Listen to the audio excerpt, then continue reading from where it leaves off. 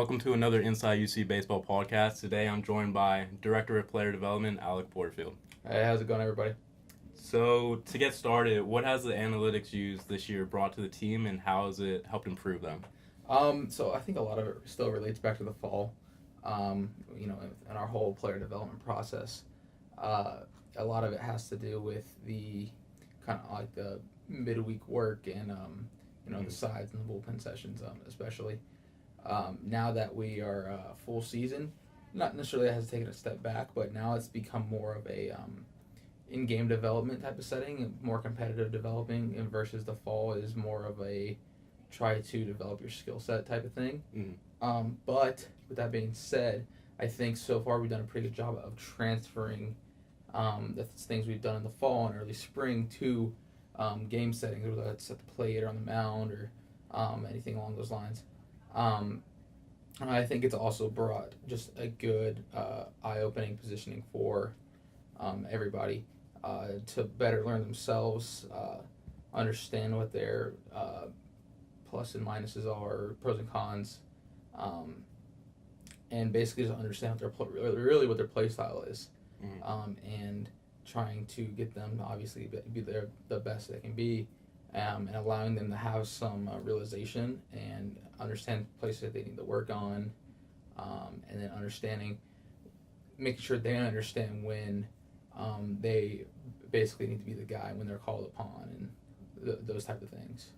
So what are some of the things that are different this year than last year when it comes to analytics? I think it's now, since we're a few years in, I think the differences in the past year and the year before that and so on is just the validity of everything.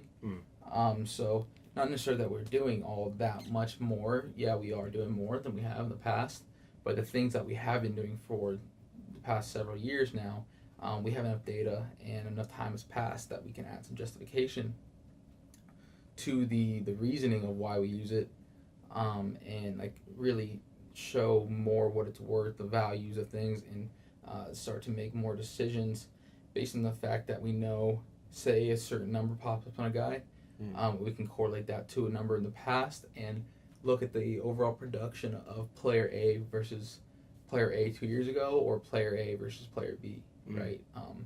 So now that we actually have a little bit of credit on the table, it's kind of started to become more of like a actual realization type of thing. So getting more like specific with analytics, what are some of the analytics that you take during the game, and how are they used? Yeah, so we've been doing this for a couple of years still, just talking about like the quality at bats. We've added basically anti-quality at bats, which we were messing with in the fall, and I think we've gotten that down pretty packed. Just like I said earlier, talking about like we've been doing like the quality at bats for a couple of years now, like the anti-quality at bats and the quality base running type of things is something that's going to have some justification probably next year or the year after that, right? So we've added those types of things. We've added a little bit more depth in trying to understand like opposing pitchers, so like their habits and mechanisms and all those types of things when trying to figure out when guys are falling into repetitive movements or repetitive counts or repetitive pitches. I think we're starting to do a really, really good job at that. We've also gotten a little bit more advanced in our defensive shifting, I think. Versus in the past, we kind of just had guys moving bits and pieces here and there. I think now that it's getting a little bit more advanced. Players themselves are actually physically starting to understand where they need to move themselves when they're reading swings, or they have a good idea because we go over with them a lot of like the tendencies of hitters and those types of things.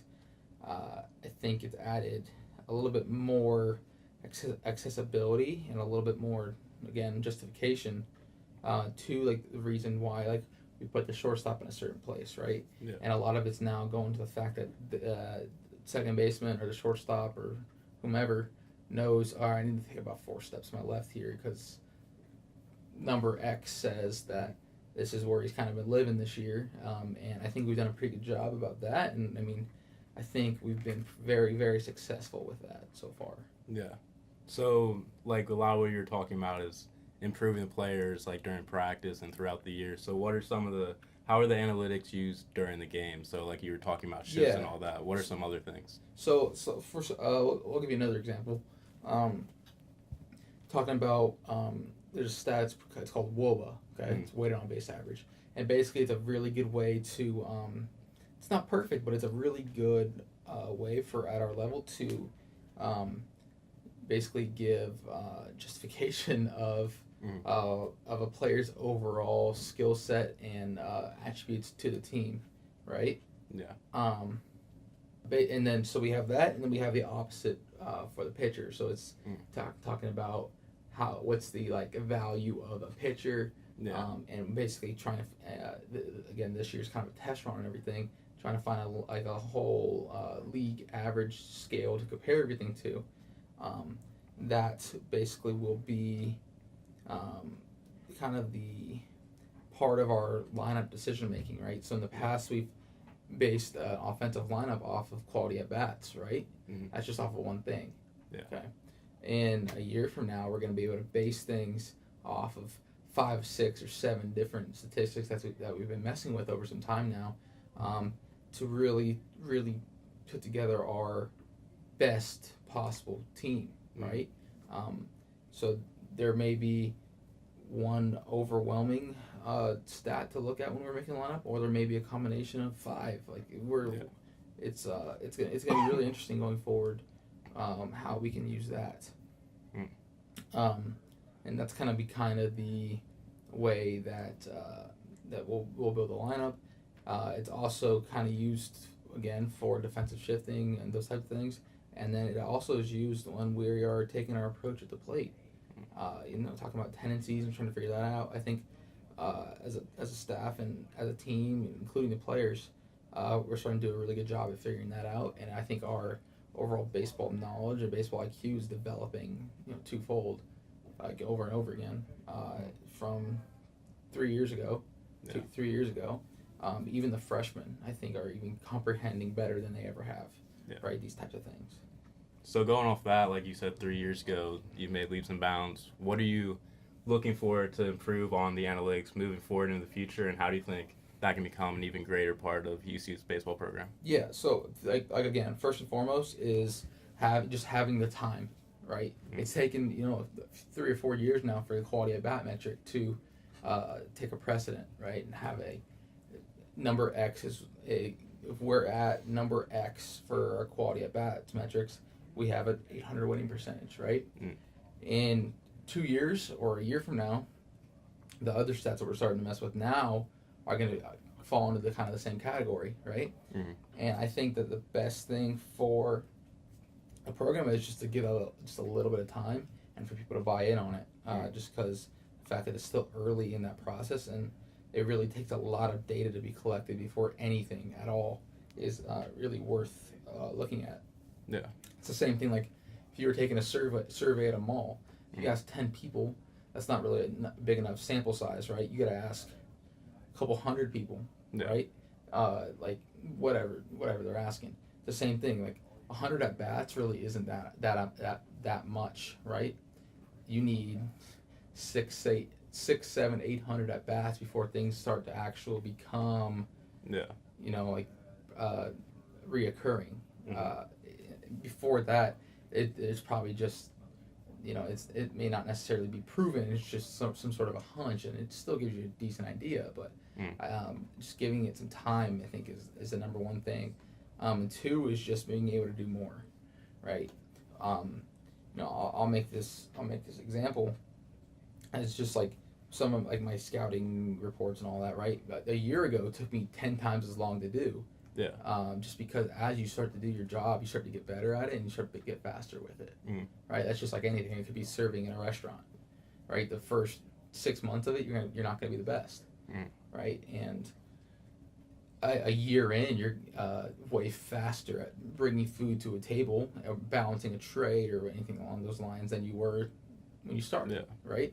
So once we're really able to get everything done really fast and really well, We're going to be able to do more, and then if we are lucky enough to bring anybody else on board, we could have multiple people doing the job, okay, Yeah. and then being able to do actually way more, just because of how time-consuming things can actually be. Yeah.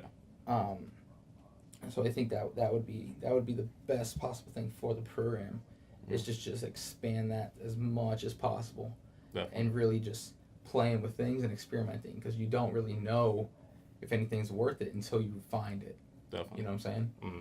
So it's definitely going to be a work in progress, but it'll be really interesting to see where the program is in 2 years, 3 years, 4 years. You know. So this is definitely a part of the program that you think will grow every single year. Yeah, for sure. It's just like developing players. You have to develop, you know, your processes and your analytic departments, and those have to learn and grow as well, right? They have to start from somewhere, and just like any MLB team, like 10, 15 years ago, their departments weren't anything close to what they are now. Yeah. And I mean, I think we're, in the grand scheme of things, our program is a baby still, right? We're not even a toddler yet, right? So I think we're getting there, but it's going to take some time for that to really, really develop. Definitely. Well, Porty, thank you for joining me, and I'd also like to thank everybody that's listening. We really appreciate your support, and hopefully we'll see you next time on the next Inside UC Baseball podcast.